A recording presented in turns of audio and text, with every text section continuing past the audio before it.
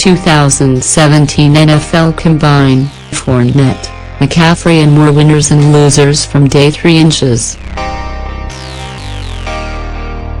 2017 NFL Combine, Fournette, McCaffrey and more winners and losers from day 3, looking at who saw their stock go up and their stock go down on Friday in Indianapolis. Indianapolis. The new look schedule for the NFL Combine has thrown some things off in 2017, with the first real workouts not taking place until Friday.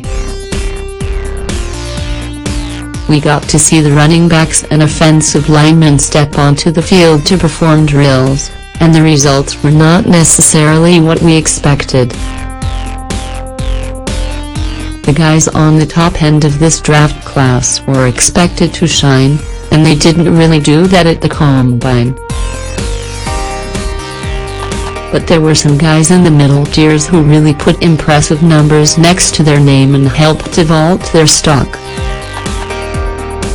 An offensive line class that isn't necessarily a slam dunk in terms of talent saw a few guys emerge as well on Friday. Tarik Cohen, the powerful running back, comes from a small school, having spent 4 years at North Carolina A&T, but he put up some big numbers at the Combine. Cohen starred in the 40-yard dash, running in 4.42 seconds. The biggest red flag for him is, ironically, his production. Cohen was an animal in terms of total yardage for his 4 years at A&T, finishing with more than 1,100 yards in all 4 seasons and finishing over 1,500 yards twice. It came with a price, though, as Cohen carried the ball a whopping 868 times in his career. That's a lot of mileage even for a guy with a ton of production.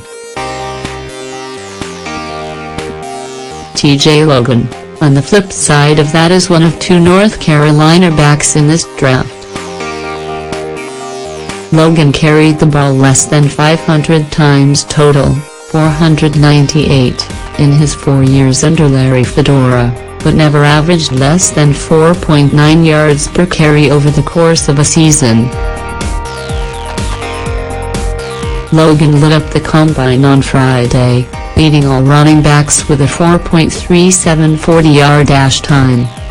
He also benched 17 reps of 225 pounds and had a 33.5-inch vertical leap, impressive numbers considering his size, 5'9", 196 pounds.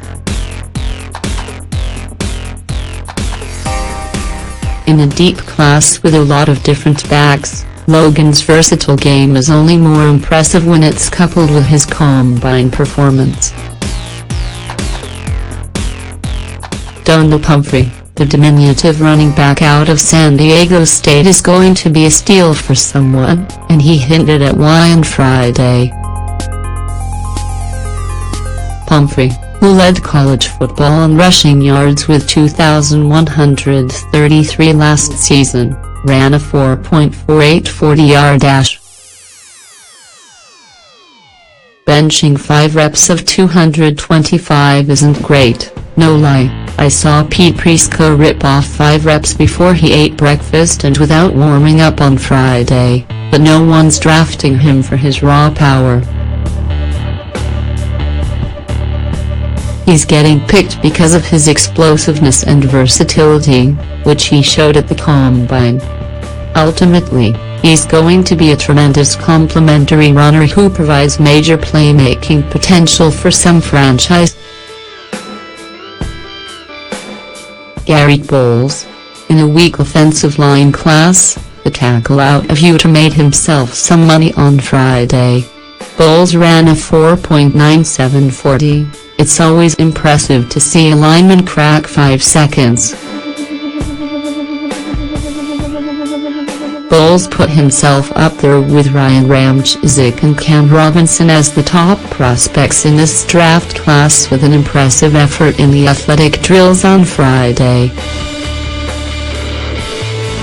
plenty of teams late in the first round and at the top of the second round need help on offensive line, so it won't be surprising to see his star rise. Forrest Lamp, the big man out of Western Kentucky, flashed his strength and nearly led all linemen in bench reps with 34. He also ran a 5-second flat 40, which is an impressive number. Again, it's a weak draft class and guards are more valued in the NFL than they have been in years past. Lamp is a guy who is going to get a look from teams who strike out in free agency while trying to chase either Kevin Zeidler or T.J. There's a dearth of protection for NFL clubs these days, and Lamp should cash in. It's hard to imagine him falling out of the first round at this point. Christian McCaffrey, the explosive player out of Stanford, put up some big numbers at the Combine, running a 4.48 in the 40 and posting a second-best 37.5-inch vertical jump. His 12'1" broad jump was also a top-tier number. McCaffrey doesn't get the same attention as the other top guys in this class, Leonard Fournette, Dalvin Cook, but he should, and I think ultimately he doesn't make it out of the first round. As colleague Rob Rain put it, he's a four-down back who can contribute in so many ways. A smart team will realize what a weapon he is and utilize him. Leonard Fournette, the biggest name in the running back class, disappointed in his overall combined showing, as he came to Indy weighing 240 pounds, 5 more than he weighed in college. Fournette attributed that to water weight, which is a pretty big red flag for an excuse.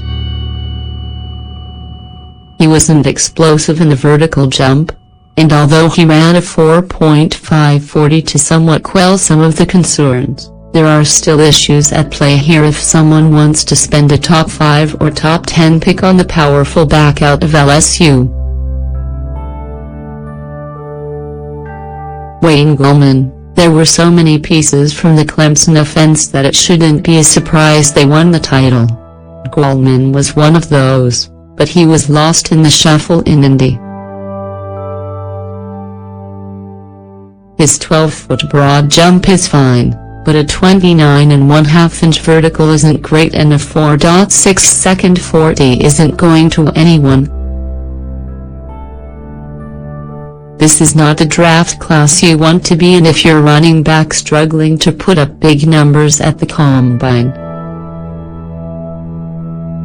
Samaje Perine, the Oklahoma back who owns the single-game rushing record, 427 yards against Kansas, was an animal on the bench press, posting 30 reps.